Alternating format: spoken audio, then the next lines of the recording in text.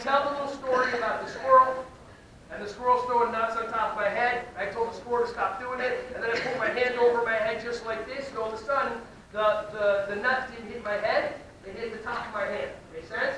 So then I realized if I don't want something to hit my head, I just pull my hand up just like that. Make sense? Okay, cool. So now, we're going to all practice the high block. If you want to do it sitting, that's fine. If you want to be someone who's awesome and following directions and loves their kids instead of hates them, listen, I'm just saying words, you're just choosing to interpret them however you want. Okay, good. Bye. And then you got a boss lady around here going like this. So, the high block song goes to Twinkle, Twinkle, Little Star. So now, do I want your feet together or your feet open? I like the way your hands are in front. I like the way your hands are in front. Do I want your elbows out like chickens or in like kangaroos? Kangaroos. Now, did I give any instructions?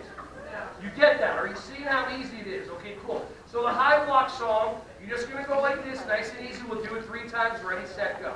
Goes to Twinkle's Look. High block to the sky. I do my taekwondo person here. High block, way up high. Aya!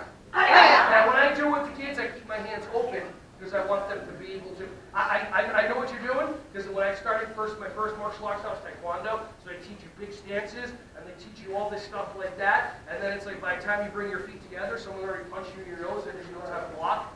And when you have your hands closed, you can't grab. So that's why I teach with the little kids. I also don't know.